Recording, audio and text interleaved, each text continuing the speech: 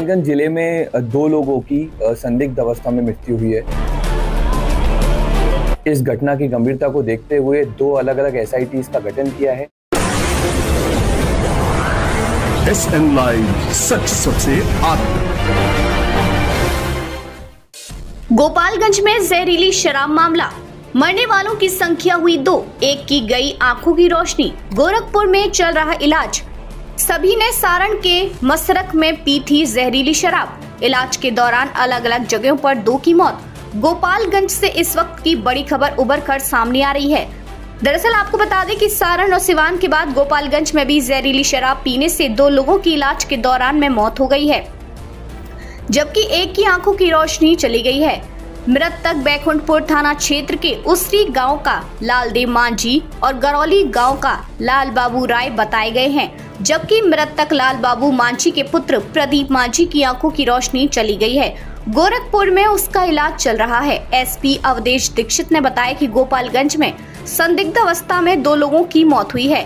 SP Awadhesh Dixit ने लोगों से अपील करते हुए कहा कि जो लोग भी शराब का सेवन किए हुए हैं या फिर कोई लक्षण दिखाई दे रहा है तो वे सामने आए, उनकी मदद की जाएगी। हमारी पहली प्राथमिकता उनका अच्छे से इलाज कराना है। संदिग्ध हालत में 2 लोगों की मौत के बाद एसपी अवधेश दीक्षित ने पूरे मामले की जांच के लिए 2 अलग अलग एसआईटी का गठन कर दिया है। पुलिस के मुताबिक उसरी गांव के लालदेव मांझी और गरौली गांव का लाल बाबू राय की मौत हो गई है, जबकि लालदेव मांझी के पुत्र प्रदीप मांझी की आंखों की रोशनी चली गई है।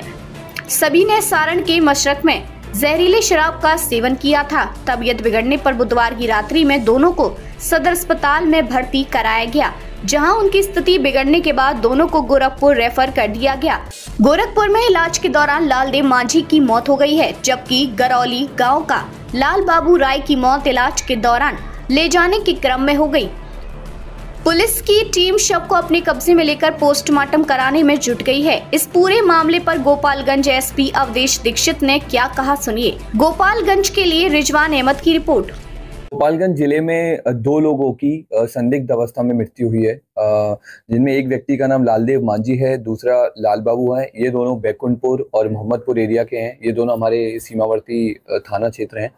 और इसके अलावा भी हम लोग लगातार डोर टू डोर कैंपेन करके और माइकिंग के माध्यम से और स्थानीय जनप्रतिनिधि, जीविका, चौकीदार, सभी के माध्यम से हम लोग सभी लोगों से अपील कर रहे हैं कि अगर कोई भी व्यक्ति शराब का सेवन किया हो, जहरीली शराब का सेवन किया हो, या फिर उसको ऐसा कोई सिम्टम लग रहा हो कि उसको उल्टी हो रही हो या फिर उसको कुछ लग रहा हो कि उसने पिया है, तो डेफिनेटली हमारे सामने आए, हम लोग उसकी मदद करेंगे। और हमारी फर्स्ट प्रायोरिटी है कि हम लोग उसका अच्छे से इलाज कराएं और दूसरी चीज़ें बाद में हैं।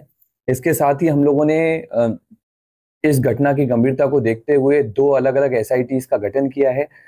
एक एसआईटी लगातार जितने भी लालदेव मांझी, क्योंकि एक शराब कारोबारी रहा है जिसकी भी मृत्यु हुई है, तो इसके साथ कौन कौन शराब कारोबारी थे, किस किस को शराब पिलाता था, कहाँ से लाता था और कौन कौन आदमी रहे हैं जो इसके एसोसिएट रहे हैं, उन पे सब पे हम लोग काम कर रहे हैं।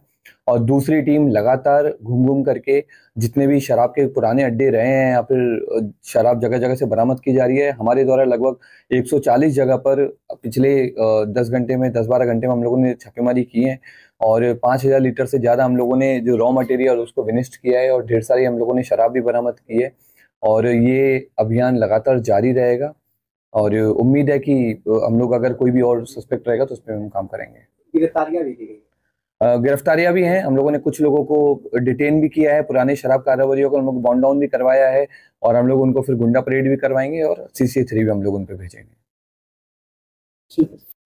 देश और दुनिया की ऐसी ही खबरों को पाने के लिए जुड़े रहिए हमारे साथ। और हाँ, अगर आप वीडियो को फेसबुक पर देख रहे हैं तो हमारे फेसबुक पेज को लाइक करें और अगर आप यूट्यूब पर देख रहे हैं तो यूट्यूब चैनल को सब्सक्राइब करना मत भूलिए। वीडियो को लाइक कीजिए, शेयर कीजिए और अपने कमेंट जरूर दीजिए।